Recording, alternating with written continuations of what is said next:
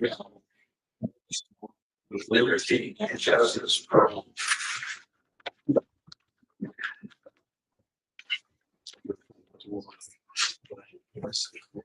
All right, first up, we're going to have a project hearing. This is our second hearing on the project and preliminary determination for the Performing Arts Center. So first up, Mr. Yitzer, project description and overview. All right, we have a couple new faces, so I'm going to run through. The board has seen this first presentation. This will be their third time. So I apologize, board, but we've got some new faces, so I want to run through those. Just to give you a little bit of a background, the Performing Arts Center project, as everybody in the room knows, has been a discussion at Blackford County Schools for a long time. This board has discussed this 4 or 5 years ago. We did some preliminary work on a study. It wasn't the right time for the district. We had some pressing needs with building projects and roofs and HVACs that really needed to be taken care of. But over the last few years, the board has invested a lot of money into the infrastructure of our buildings, into the roofs, into the quality. This is a great time with debt rolling off, and I'll explain that in just a little bit, to take a look at a project that's been of interest to the community for a long time. The Performing Arts Center has tremendous possibilities. Our fine arts programs right now, they do a great job, but they are limited by the spaces that we have. Every performance is in a gym. Sometimes we utilize local churches or other facilities.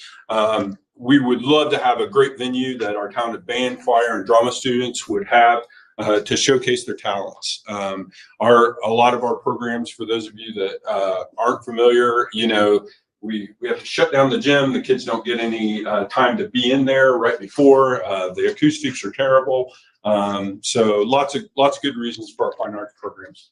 There are a lot of other school uses. I've served as a school administrator in 2 districts that had auditoriums, and the amount of times an auditorium is used for other school purposes, class meetings, awards programs, parent nights, you know, bringing in guest speakers. There's just so many things that you can use an auditorium, a Performing Arts Center for that has a great impact. And then the board's desire, I don't speak for the board very often, is that this facility be a great asset to Blackford County, a space that the community can use, a space that creates new opportunities for our community to hold events that previously couldn't do.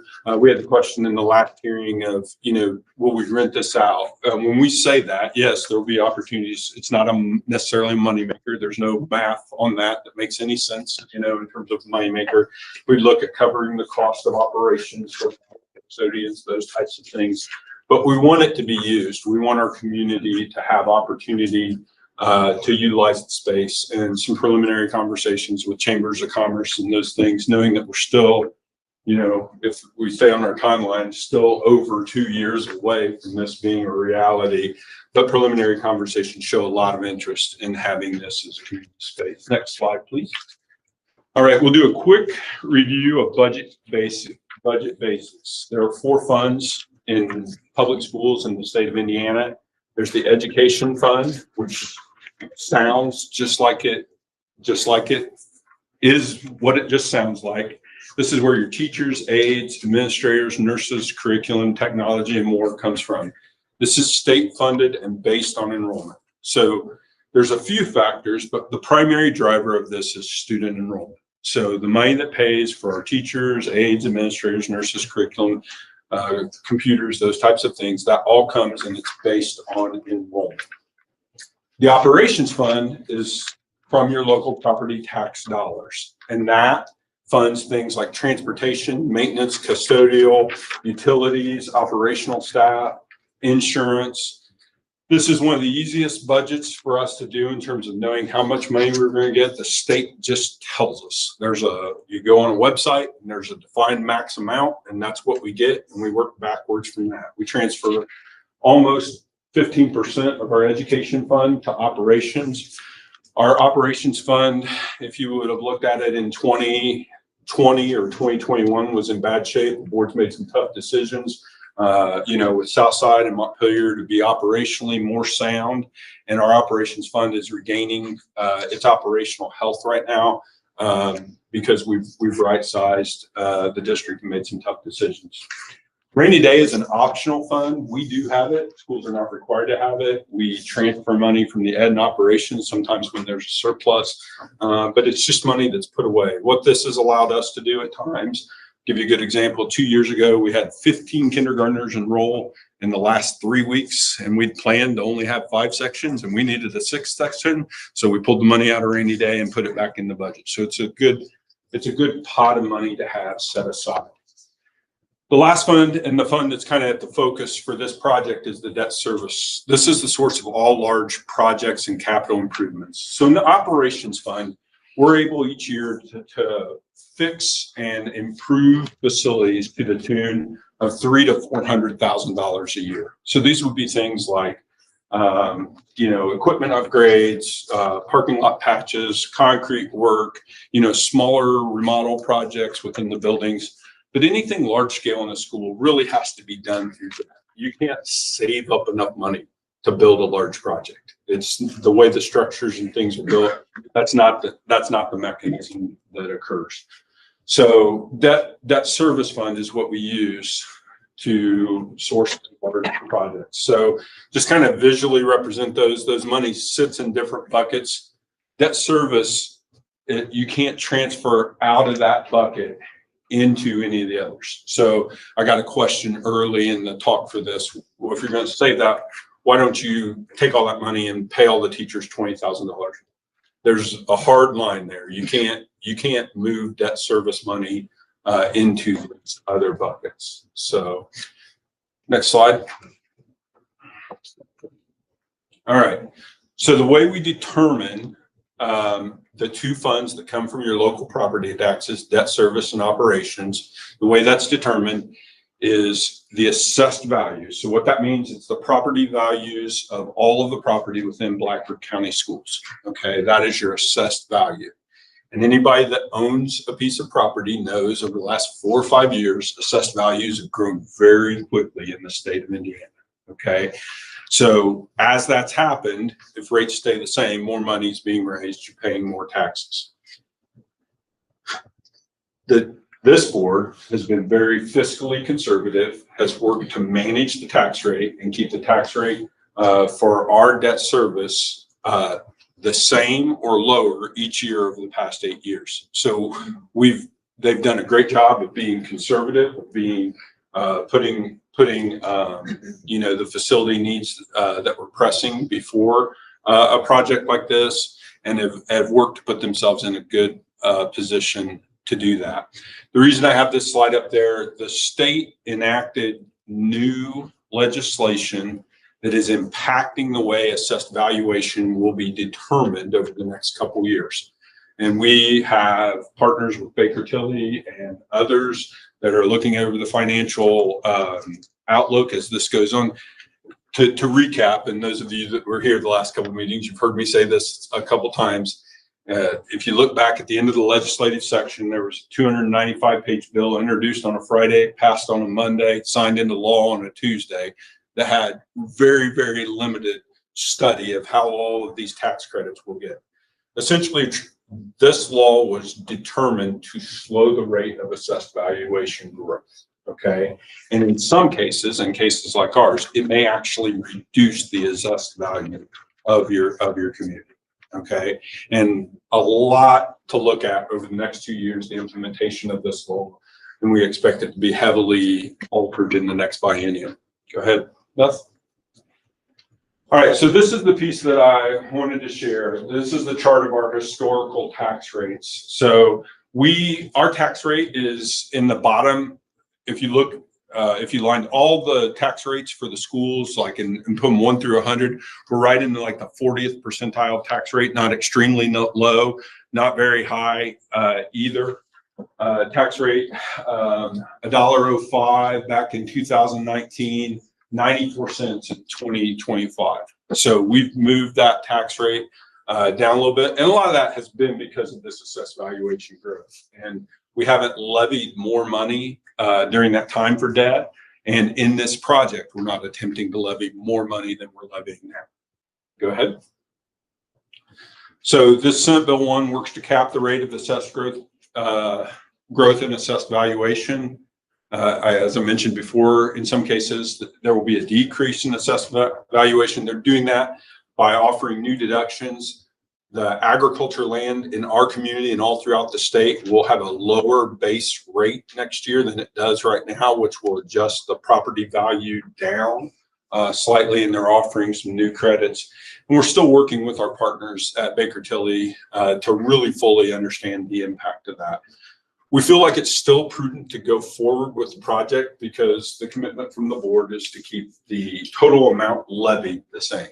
So as rates begin to fluctuate, and we can't put our hand completely on that, we know that we're trying to work out of the same pot of money that we've been working out of in debt service over the past several years, and really historically without much difference. There's only about a $300,000 annual difference between the late 90s and right now with what this board raises to service debt.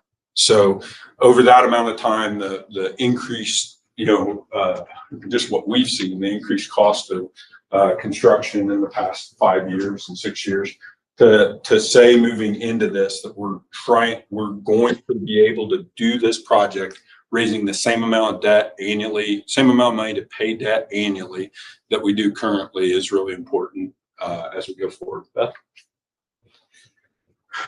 Okay, rates are likely to increase for all taxing units, pushing more into tax caps, and we can take more questions on that later in the hearing if we need to. Again, our focus is on maintaining the same levy raised each year. So all of the work that we've done, again, this project can be accomplished without raising the levy amount for the total debt annually. Go ahead. So why now? In 2025, at the end of the year, we have debt retiring. Each of these color bands represent a previously issued debt for projects at Blackford County Schools. So at the end of 2025, we have debt coming off. And so putting on a project like this at this time allows us to keep this levy constant, a little over $3 million annually that we raise to service the debt in the community, without increasing the amount that we raise to do this project. So, okay, Beth. I think that's the end of that slide. Yep, that's the one. All right. So who we have with us tonight? Karen, are you going to go first or? Okay, Karen's with Barton Covilla. Barton Covilla is our architecture partner. They've worked with us on, I think this is the 5th potential project over the past 10 years that they've worked on with Blackford County Schools. So Karen, the floor is yours. So with my region, we'll talk a little bit more about where we are in the phasing of things, but we're at the schematic design phase, so we've worked a lot on getting the right floor plan, the right square footage, the right overall budget, and we're starting to hone in on what's inside the box and what's the outside of the box look like. So on a project like this, we have a lot of partners that we're reaching out to for really specific things, like everything from the stage curtain. Can you talk louder? Sure, the stage curtain layouts, the acoustics in the space, and the stage lighting. So there's a lot of components that are moving parts that we're continuing to work on. But the overall plan is that we would be adding on to the north end of the building. There's a hallway right here that will just continue on out. And then we'll be redoing the parking lot out there so that it can directly service the new entrance. And it'll be also, seen from the main road. So this is our master plan of the site. For those of you that may not be great with the building map, if you've been in the building, the entrance is right out the doors by the art room. Okay, so that's where you are on the site. This is looking at, we'll say that the first floor plan. So here's where we connect that corridor. We'll have some connecting electrical, mechanical rooms close to the building. And then our main lobby space And then after some tours, we've landed on the overall house size to fit around 700 people, to fit the whole student body and staff in the space. And it'll slope down in the front. We'll have ADA seating in the back area and then the front as well. And then it'll sort of step up in the back, and the bathrooms and hallway will be tucked underneath that kind of tiered setup. And then we have this back access hallway that leads to kind of your backstage things, your stagecraft, dressing rooms, and storage for props and costumes.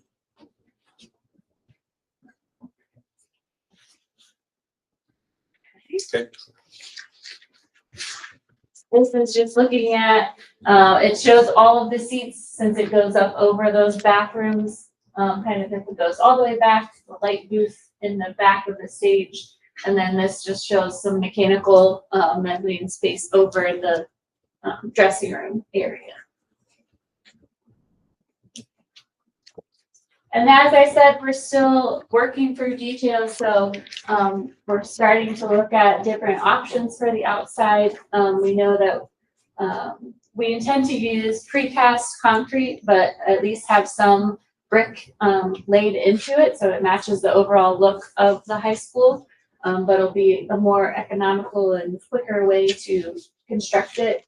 So I think there's 3 images of just a few different things. We may look at some different canopy options as well, and then we're going to begin to do some similar things in the interior of the space, again, as we're getting that information on the acoustics and continue to go. So it just shows that we have an idea, a big enough idea to get that maximum budget to set that limit, but we're still fairly early in the design process as we finalize all of those details.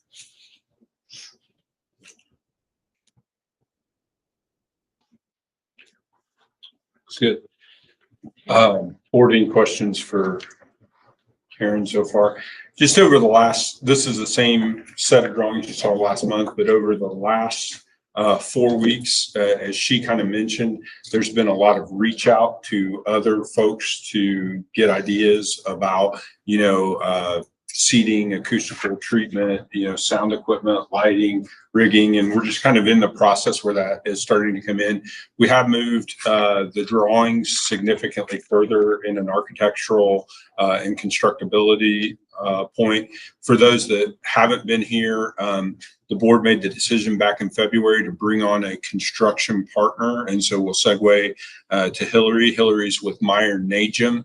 And the reason that the board chose to do that is for this size of project, bringing the construction partner on early allows us for more detailed estimates and for the constructor to be able to give input on design features that may be more affordable and cost effective as the architects are drawing those things. Is that anything you sound good? Yeah. All right, Hillary. So, 2 months ago, we did a budget. It was a conceptual budget.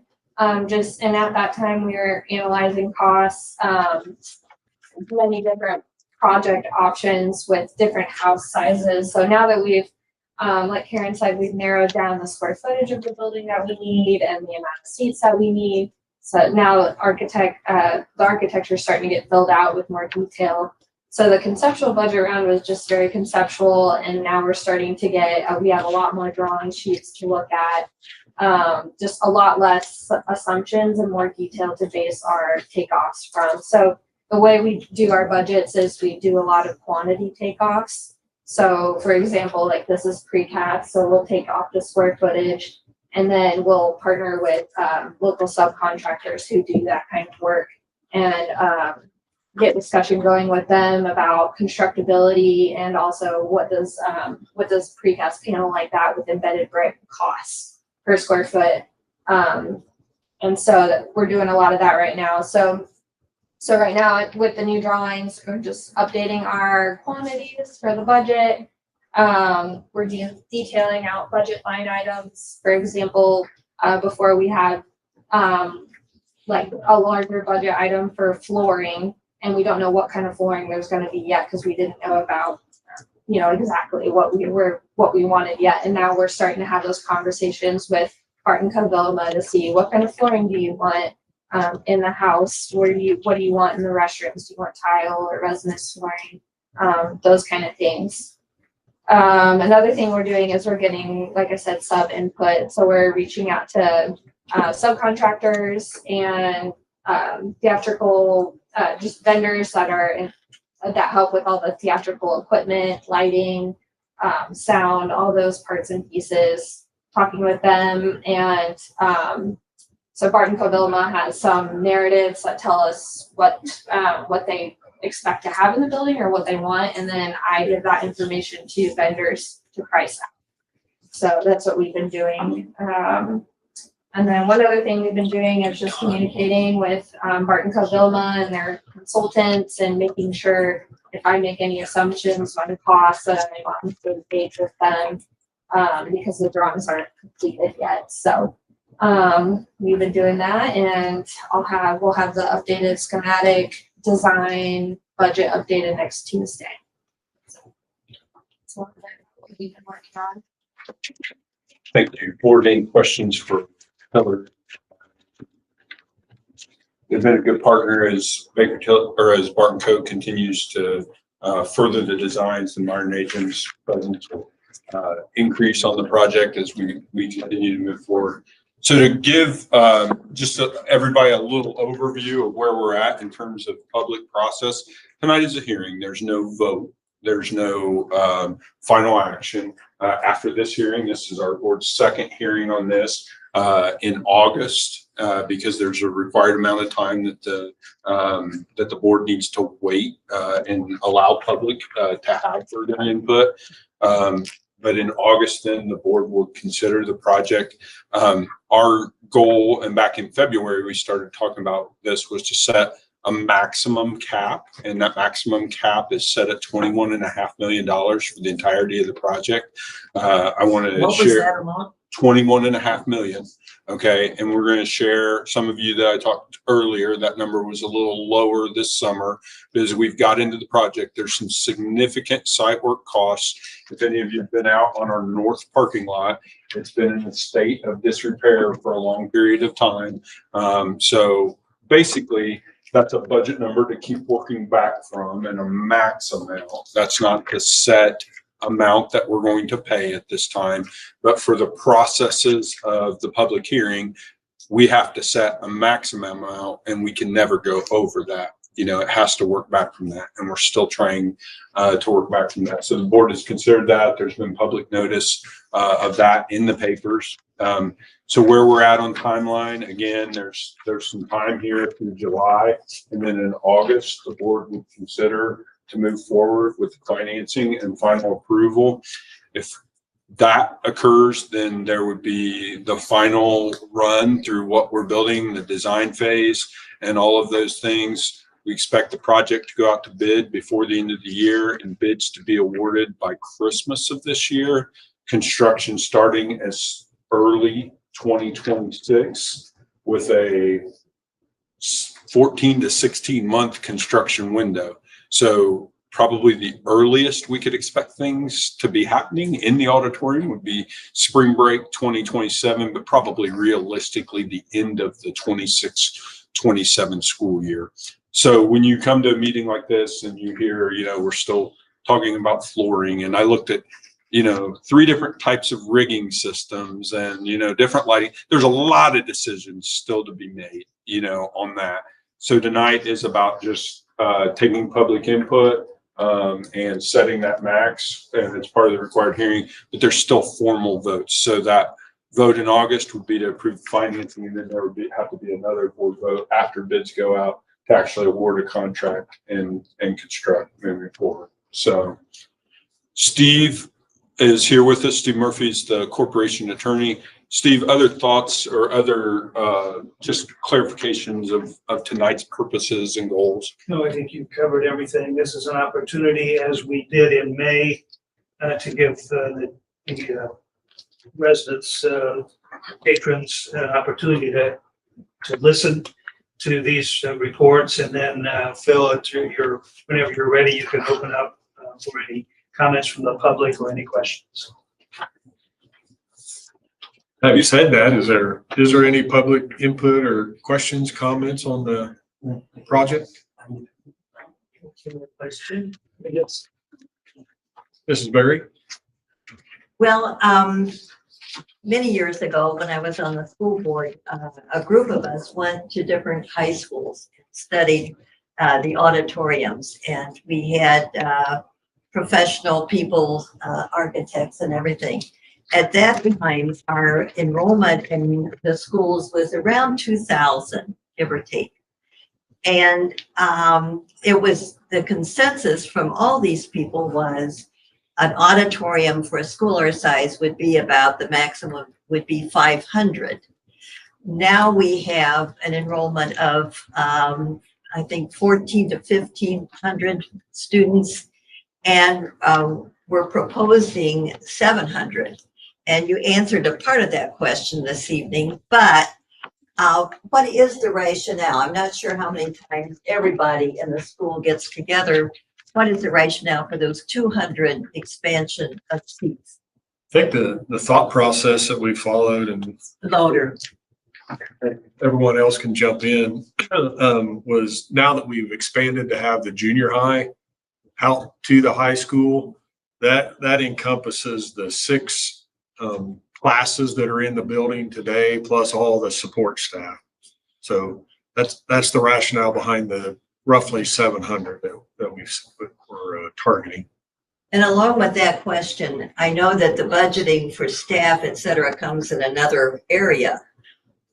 What are you planning now, before you have this building, in the way of personnel? You mentioned about outreach in the community. What is your program for curriculum and possibly expansion of staff? Because we know that education dollar is going to be less coming up. Yeah, I mean, currently, because we're still so early and there's still 2 years to tell you that we have that all completely dialed in at this point. That's certainly, With like I said, with a successful vote in August, we're still 2 years from that. I think we have explorations to look at. There's a little bit of a space in the fine arts department right now to do a little expansion. Of course, but I do think we have to have a conversation about our staffing, as we continue to move forward. And we'll have some time to do that. And I think that it's a prudent question to ask. But at this point, we're still in the process of moving through with the project. have you thought about that? Yes, 100%. Yes. That seems pretty important. It does. And that's an ongoing expense from now into infinity. It is. Going back to the extra seats, when it was presented to us, the 500 seats, because we did look at 500 seats, and then just adding those extra 200 seats, there wasn't much cost increase. The cost increase for that, because the cost really is in, all of the other stuff. So once you get everybody there, just to add those extra 200 seats, that space, I don't think it was that significant, and it just made sense. If we're going to do this, let's not do it and regret it. Let's do it and make sure we can fit everybody, specifically when it came to the cost. So we felt like it was a better, I think we're being a little more conservative by doing it that way. So. Hi, my name is Mr. Berlin. I taught here for band for 5 years. And I wanted to put my public support behind this auditorium. I have spent a lot of my time traveling to schools around the area, visiting auditoriums. I've seen auditoriums that are smaller for bigger schools. I've seen auditoriums that are bigger for smaller schools. And I want to put out that I took all of our students to these auditoriums on a yearly, regular basis. I got to tell you, just from my point of view as a professional, there's nothing different than playing in a gym, there's more difference than playing in a gym and an auditorium, similar to like playing on a concrete pavement for basketball and then going to the court. It's a different there as well. But I wanted to take a moment and just focus on the kids I taught. My students knew the difference what they sounded like and how it performed. They walked out of the experience with a positive experience because they were on an auditorium versus our gym. And I put on 25, 30 plus concerts in that gym. And I'll tell you that one concert on auditorium was more powerful for my students and more educational for them than 25, 30 plus performances in the gym. So I'm ecstatic to see this happening. I'm excited for us to see pushing this forward. So I think that we are the last community in this area that needs one. And I think it's important for us to get one. So I just want to put my support behind that. Any other questions or comments? Well, thank you for allowing us input. I did notice from the drawings that there were even some pieces that had been taken off previously for other iterations that I'd seen. A couple of classrooms in between the existing building and the new building. I was in full favor of that. I always think that anytime we can go big, it saves us the opportunity from having to go back and do it again. So many times, even at our office, we built it way too small. We have. I'm going to ask for Mary's behalf. Yeah. Real quickly. Could you introduce yourself real quick? Mary's trying to get. Oh, Thank you. I'm Jeff Wetzel. Thank you. Apologize, Jeff. For No problem. I'm interrupting sorry. you. Yeah. And I was counting as I was sitting here because when I was in school, and I know that it's been 32 or 3 years ago, I wanted to say 6 of the schools have closed since that time. And I anticipate that we will still close more within my lifetime.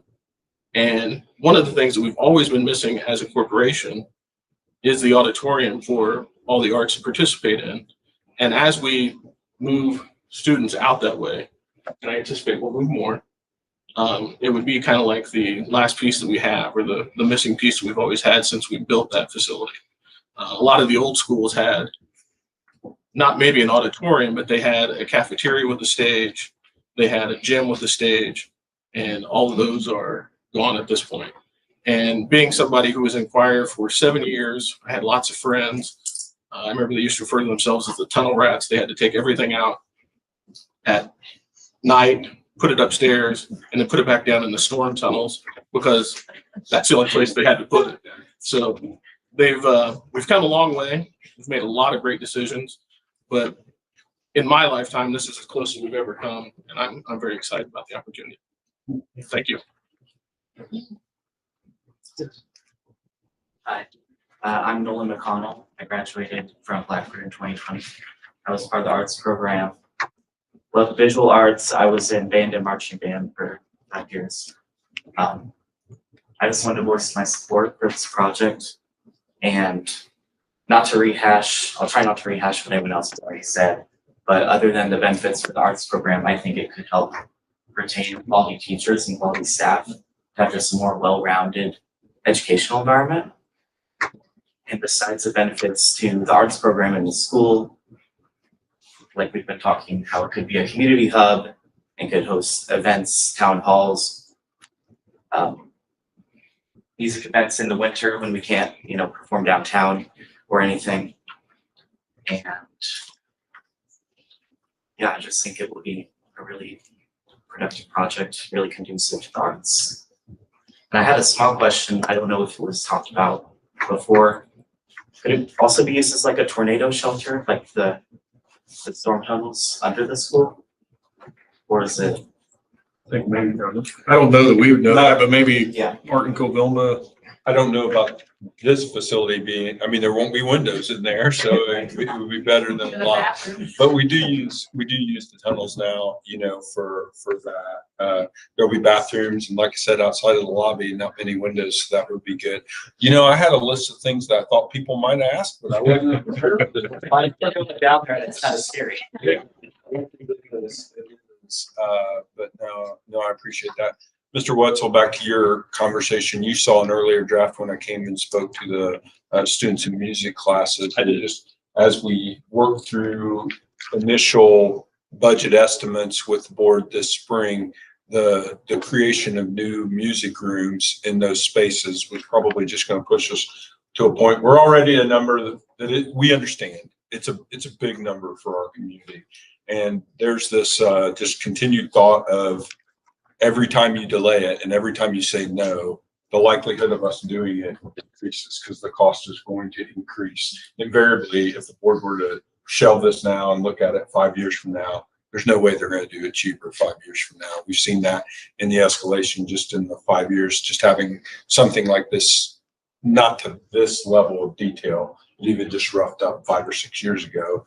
And the 5 years before that the board took a look at, each time there's been a true cost of delaying this. So Jeff, those spaces would have been ideal. I will remind you, and that, you know, and again, they're not perfect, but there was a significant investment by the board in the band room and the choir spaces. Are they perfect? No. We do anticipate, if the project going through, coming back and looking at the studio theater right now, and investing in that space as well, to potentially regain choir, you know, a space there. But again, some of those conversations are still ongoing because we've got 2 years of time, you know. And I just want to come back to the staffing piece because I didn't want to sound vague or ambiguous. You know, we have, as Roy mentioned, you know, with the enrollment, you know, declining, I think there's some flexibility within what's happening at our primary school and our elementary school to free up time. So we have an instructor who's only really being utilized at the primary school 2 to 3 hours a day to teach music, and is working as an aide that could be leveraged across the buildings like we've done for many years, Blackford County Schools, to free somebody in that building up for more time. You know, so we've got some capacity within the fine arts department to expand programming without expanding people. That being said, I do think that there's great opportunity here. We talked about an auditorium manager, you know, in terms of like an ECA or a part-time teaching role, you know, a couple period release to help facilitate and maintain, you know those things. So I didn't want to just gloss over that. There's been conversation, but again, we still have a lot of design, and there's 2 years to kind of really hold those conversations into focus. I have a question. Yeah. Has anyone done any research to see whether having an auditorium, performing arts center like you're talking about, would that attract students to Blackford? I'll jump in. I think that'd be a tough thing to research. You know, I think that when we have high quality programs, kids want to be a part of it, you know, whether that's fine arts or whether that's, you know, a science program or a math program or an athletic program, you know, kids will draw to them. And I think this does create the space for greater opportunity. You know, as Holden shared, Cassidy could share, you know, we shortchange those kids in terms of a performance space. And it's hard for them to look around and feel like those programs are taken, you know, seriously when we don't have a dedicated space for them to perform, you know. So I can't say that we've done research in that, but I do think that it creates possibility for greater things to occur. I do know that it can bring more people into our community. As a result, it was just a few weeks ago, maybe a month ago, big dance recital, and I remember seeing all these pictures online of families with their little kids doing their dance recital, and they're going outside of the community to do this because we don't have that auditorium to do those big recitals. And I could see them coming here because they're all Blackford kids and maybe attracting others. I look at like the soccer, what we do with the soccer league out there. We have a lot of kids coming from Upland to play in soccer. Why? Because we offer something that they just didn't have. And so there is an opportunity, I think, to bring people in, maybe not enrollment wise, but definitely with some of the other things we might do, it could benefit the whole community.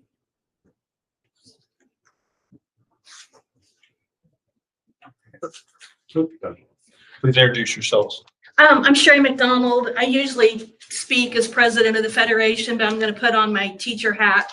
I'm also the speech therapist at the high school. This is my 19th year. I will also say that I was a longtime band and choir geek at Rocheville Consolidated High School back in the day, and I'm an adult who does things at Muncie Civic now. people have kind of touched on it, but just, I wanted to share, you've got a set of kids that have seen the gym. They've seen what that's done for the program. They've seen the football field improvements. You have a whole set of kids sitting out there going, but when I do good things, and they do wonderful things with the space that they have. But I think, I've been here for 19 years, and this is not the first time I've sat through meetings that we've talked about this. And, we said, well, this is the closest we've been. I think that, this is the last piece of the puzzle. We've got great athletic, facilities. As far as, teachers and things, that's just another thing that would be positive for our kids. And we've done so much here to bring Blackford County into kind of, new. And this would be one of those things. But I know that, as teacher at Blackford High School, I'm so excited by this. And I had somebody ask me, how do I feel about this? And I kind of giggled and I said, I'm a band person, I'm a choir person. I've wanted this for a very long time. So I just wanted to share kind of my thoughts on, as a faculty member. Yes, sir. My name is Noel McDonald. I'm a 2002 Blackford graduate. While I was at Blackford, I did choir in 6th, 7th, and 8th grade, and then again as a sophomore. We did our performances in the gym. The acoustics was terrible back then. I was also an athlete. We have great facilities for our sports teams. These kids in band and choir and theater also need something. I am so in favor of this. I've got a daughter, and she's an incoming sophomore that is in band. She loves band. She's been to these other places like Mr. Berlin has mentioned, and knows the acoustics of these facilities and what difference it makes them. Any of you that have been in band or choir at Blackford, you guys also know that the acoustics in the gym is not great for especially trying to prepare for competition. And, our sports programs for our youth teams, not school, but the youth programs, we're drawing in kids from up to 2 hours away to come here to play sports. And I think Mr. Kaufman is correct that could pull in other kids for dance or whatever. My oldest daughter graduated in 22, and she asked me if it was a possibility to do like a community theater out there, because while she was at Blackford, she did theater, and that room for those kids it's so small. And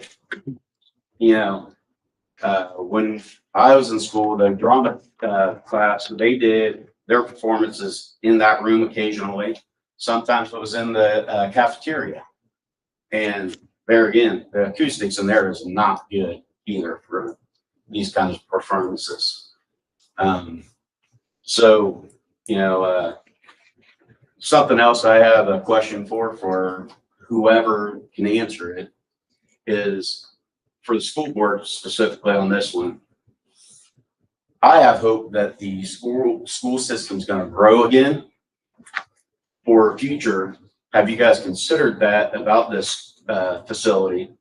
And for whoever can answer this, is it going to be a possibility to add to this facility for more seating if the school system grows in the future?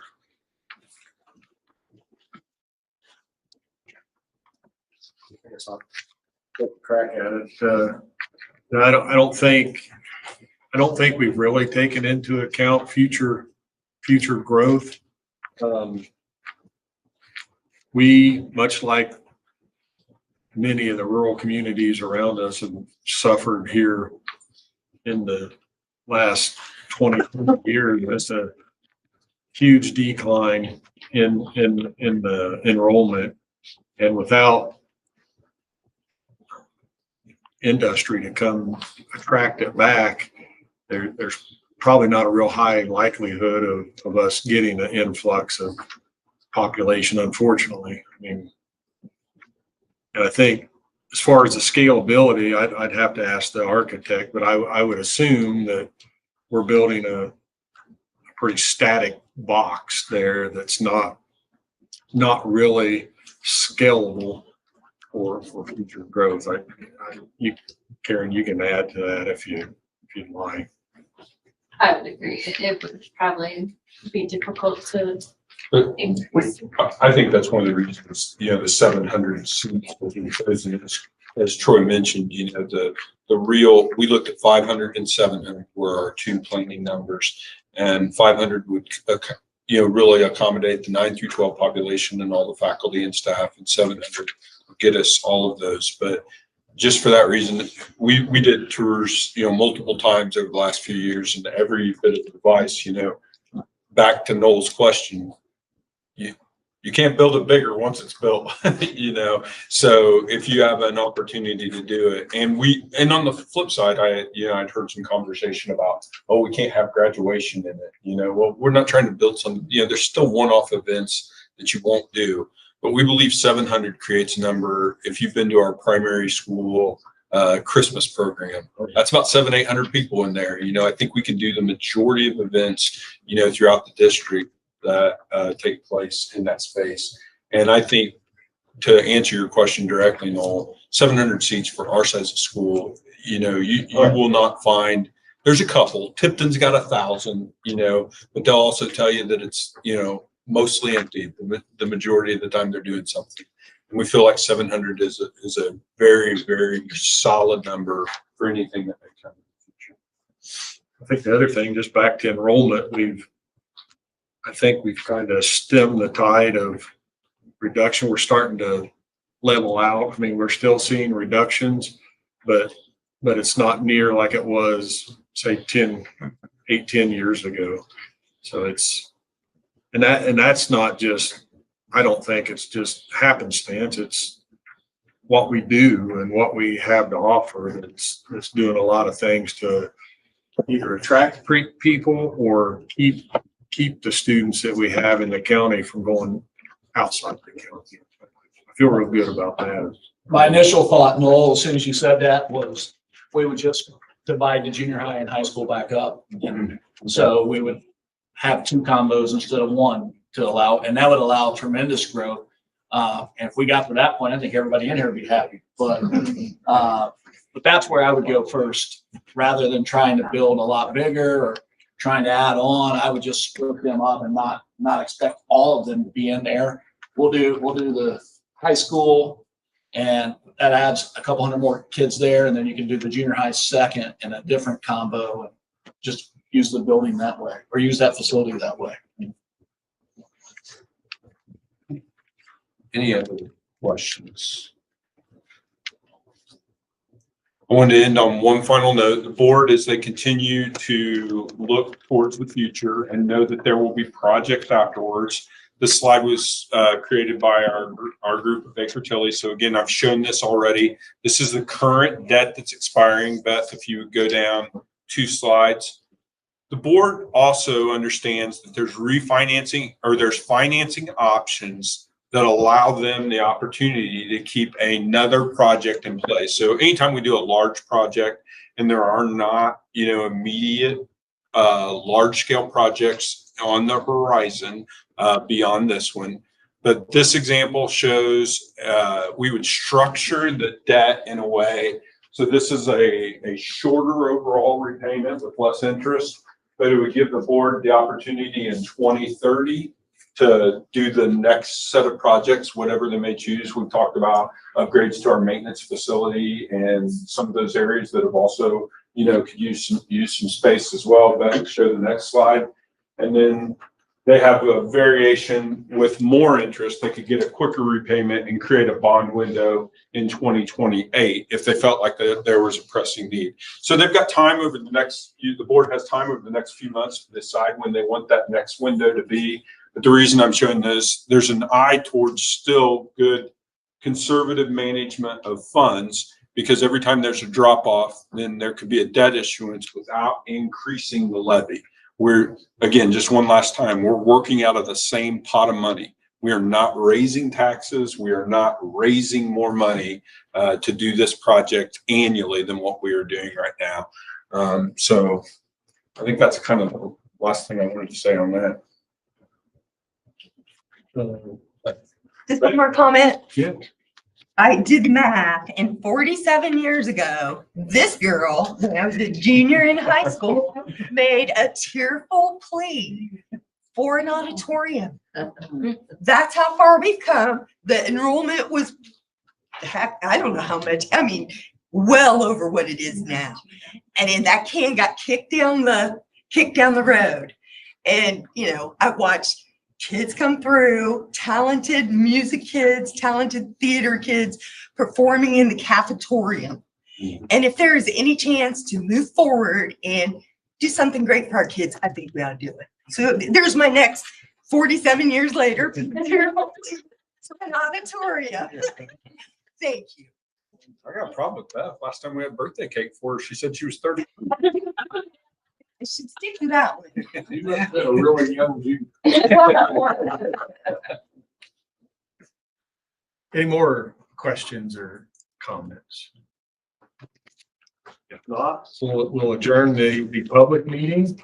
And then we have 3 action items immediately preceding that. And Steve, you just want to walk us as we go through these 3 items, just kind of give us some more. Thank you. You're more than welcome to stay if you want. Thank you, everyone. Well, it's nice to see Hold you. it, good luck. Thank you. Thanks for coming. Thank Appreciate you. it. Yes, you have 3 resolutions for your consideration. You should take them separate. Thank you. These are not your final actions with respect to this. We have a meeting in August for that purpose. The first is called the 1028 resolution, under which the board, after having had the hearing May 20th and after having had the hearing today, and having heard the comments from the experts and from your patrons, determines that the proposed projects are in the best interest of the students and that the projects will provide an improved educational program and environment for students. Does anyone have any questions on the 1028 project resolution? Murphy? Or have a motion? to approve? So moved. Well, second? Second. Those in favor? Motion carries 5-0. Next up, the preliminary determination resolution. And we published a notice on May 7th in the News Times and on May 8th in the Montpelier Weekly with the parameters of the bond issue, the maximum amounts and the maximum interest rate. And this is a preliminary determination by the board that it wants to move forward with those parameters. And then we will publish a notice tomorrow in the News Times and Thursday in the Montpelier Weekly that the board has so made a preliminary determination. Any questions on the preliminary determination? No, do I have a motion to approve? So move. Second? I'll second. Those in favor? Motion carries 5-0. And lastly, we have the resolution approving forming of the amendment to our lease. And we have prepared an amendment to the prior lease. We're working with our building corporation on this, and the building corporation will meet in August on the same day that you're going to meet to make a determination. But this is approving the form of the lease that we will use. Any questions on the amendment to the lease? Not right, a motion to approve. So move. Have a second? Second. Those in favor? Motion carries 5-0. Thank you. That gets us through all the public hearing and then the action items. Thank you, Steve, for guiding us through that. Appreciate it. You're welcome. Then we'll roll right into the consent agenda. I guess first, got one more spot here for audience what's left of them. If anybody wants to. It's good to see him. Good to see it turn out. Yeah. And now, our consent agenda, which consists of any amendments, which we do have some. We have in our action items, we have a couple, we got an agreement with the Bowen Health, and we also have one addition into our personnel items. We do have our minutes from our May 20th meeting up for approval. We also have claims totaling $1,674,713.52. We do have a couple, we'll get 3 donations. They are all for the academic honors program. Via Credit Union, $100. Tri-Kappa from Montpelier, $100. And Mr. James Waters, $500. Appreciate donations. And we have professional development, as well as our monthly transfer from our education fund to the operations fund this month, totaling $143,000.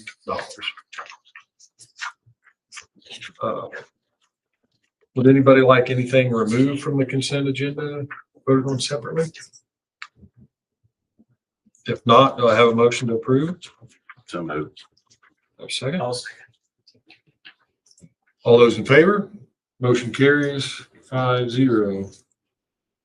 That takes us right into our action items. We have first up, some individual personnel items. We have Miss Stephanie Woods, junior high special education teacher at the junior senior high school. Yeah, sent the resume out the board as a strong candidate. Any questions for Chad on that one?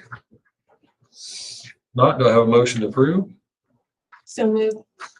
A second? Second. Those in favor? Motion carries 5-0. And next up, we have instructional assistant at the primary school, Miss Candace Covington. I don't think I've seen the board that name, just background with kids and good references, parent in the community.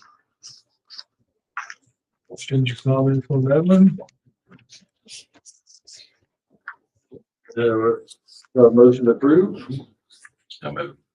Second. Those in favor? Motion carries 5-0. Next up, we have personnel report, Mr. Yinser. Yeah, just note, Caitlin Heitkamp had been with us for a couple of years, speech language pathologist. Just to let the board know, that is a very, very tough position to fill right now. So we put a couple postings out. We're trying to, do what recruiting we have. If you know anybody in the space, encourage them to send their information this way. We have some internal transfers. I wanted to point out Cassidy Martin has been doing a great job for us in the choir. And I shared that with the board. Her original licensure is in instrumental music, and she's been the choice of the committee to move from choir to band, and she's excited to get started with that. Matt Carlisle is finishing the marching band season, as that's kind of an outgrowth of the previous school year. And then Cassidy will take the reins here at the end of the summer.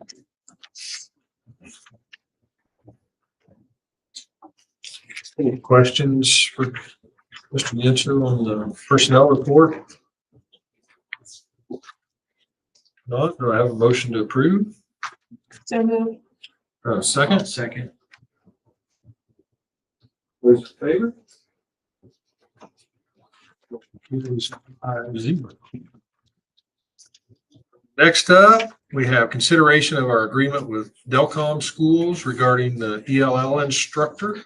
This is just continuing. You heard a presentation from, I just lost her name, Carrie Clevenger, who has moved into that role collectively. The board approved this last year. This is just continuing the agreement. Great service to us to have for our second language, English speakers, in both districts. The 60-40 split of her time has been great for our kids, teachers and families. Any questions on that one? Not, do I have a motion to approve? So moved. Second, Second. those in favor? Motion carries 5-0. Comes a big one.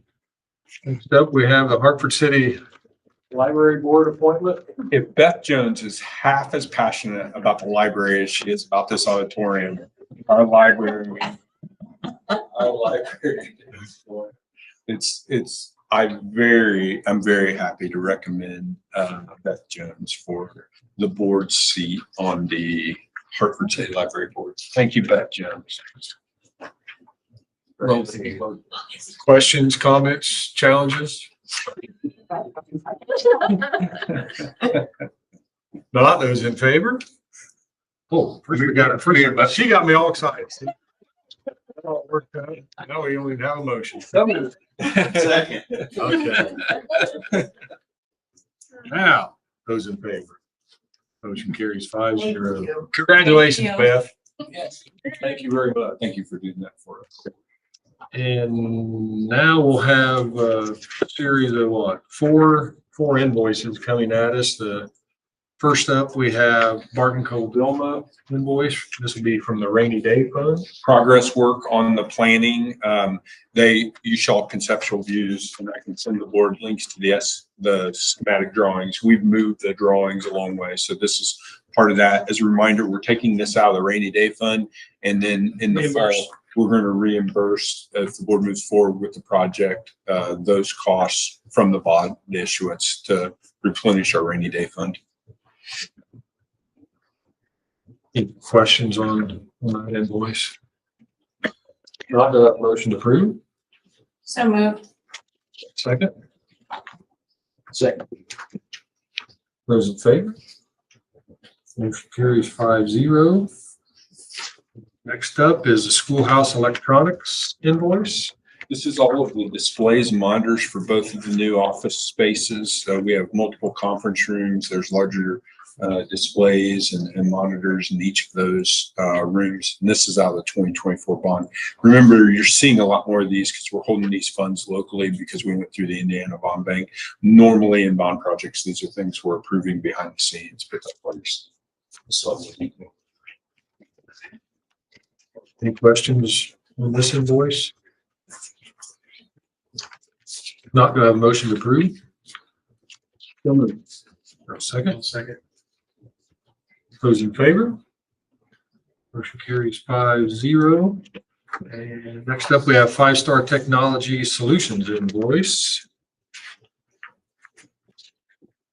This is the upgrades in part due to the reconfiguration of the offices. Primarily, this is more beefing up our closets for they were older, outdated equipment, and just replacing our network infrastructure. Chris, any other comments on that? This round is primarily for the office renovations and new cameras. Yeah, cameras. And demarc closet for potential auditorium. Any questions on this one?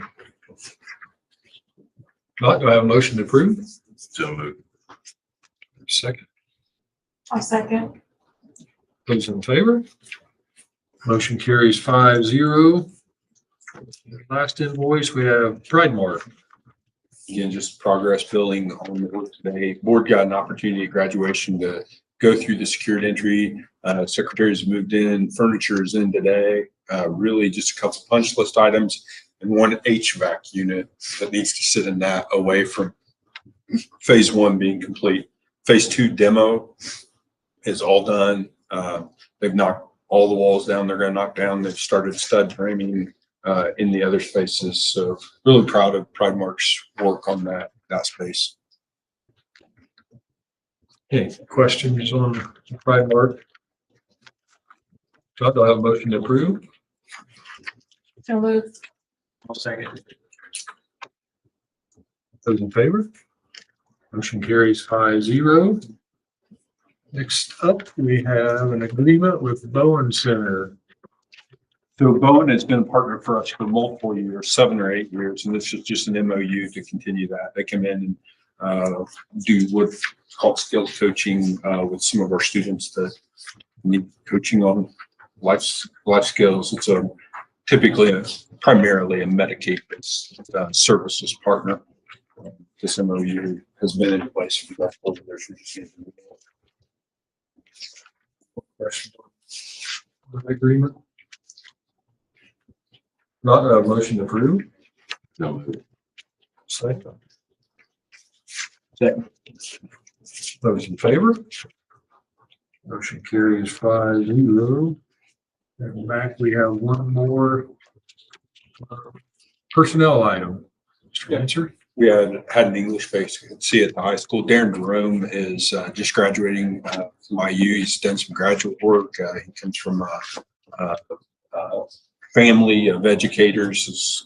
Folks have been educators for a long time, and just anxious to get back to the community. Strong background in English, classical languages, strong candidate, great references, great reviews. Questions? Motion? So moved. Second? Second. Those in favor? Motion carries 5-0. I think that gets us through our action items.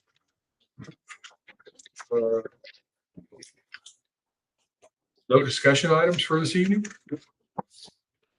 Any public comments? Superintendent comments? Just real quick, I sent an email at the end of last week with a couple topics for July. If you could get a look at that. Phil bounced back. A couple things that I want some input and feedback on. You can get a look I at agree that with Phil. on one of them. Yeah. I'm supporting. Okay. Okay, and that's all right. And if you need any follow-up, text or call. The other one I wanted to bring up that was in that real quick that I'd like to kind of get moving on. We had a mold and water issue in the business office, and we need to replace the carpet in there. This carpet was, I think it's 1999 carpet. I gave the board, that one's under what I normally put in front of you. It's $4,000 or something for that room. But I also gave the board an option to do this main hallway in the first 2 entrance. That's a little over. So if you could get a look at those 2 quotes and let me know if you think we ought to do that. We've resisted spending any money out here. But if you look on your way out about those carpets, they're very worn and very dated. We have to do the business office. There's a mold issue over there we gotta get rid of. Mold is the issue that's causing the mold fix. Yeah, so what's been happening, and we've replaced the mats, there's water wicking up from the concrete under the roll mats that people keep in that. So we've got slotted roll mats now, but it's just in the one building, in the one room, I think there's insufficient airflow. It's an office that's been created in a bigger space, and I don't think it's served real well. And that's why it's got worse in there. So we think getting the mats out of that, we've actually usually sitting on a piece of cutout carpet, right now. So I'd like to get that one moving. But if we're going to do it and you want me to do the hallway in the first 2 offices, we can do that too. Just let me know what you think. That's the JR flooring. Yeah, I gave you 2 quotes on that. So they're both kind of under what I normally run through boards. We got that $10,000. I try to put everything over 10 in front of you. But because it's out here, I want your input on it. Okay. That's it for me. Thank you. Thank you, board. Board comments? Yeah, it's great to see all the people come out and share their heart tonight. I enjoyed that. Very good. Just thankful for that. I agree. I've yet to have a conversation with anybody that's been extremely negative about it in any way, but I'm sure they're out there, but I've yet to run into them, I guess. It's an exciting project. There's no more comments. We'll just take this meeting into adjournment. Thanks for coming. Next month, I did forget. Next month we'll go live. So Chris is running one more. Yeah. Live stream. Is that the beginning of you got live stream them all? July 1. He's got 1 hour, 10 minutes. the first was really good, but he had some stuff he wanted to. Answer guys. A minute ago.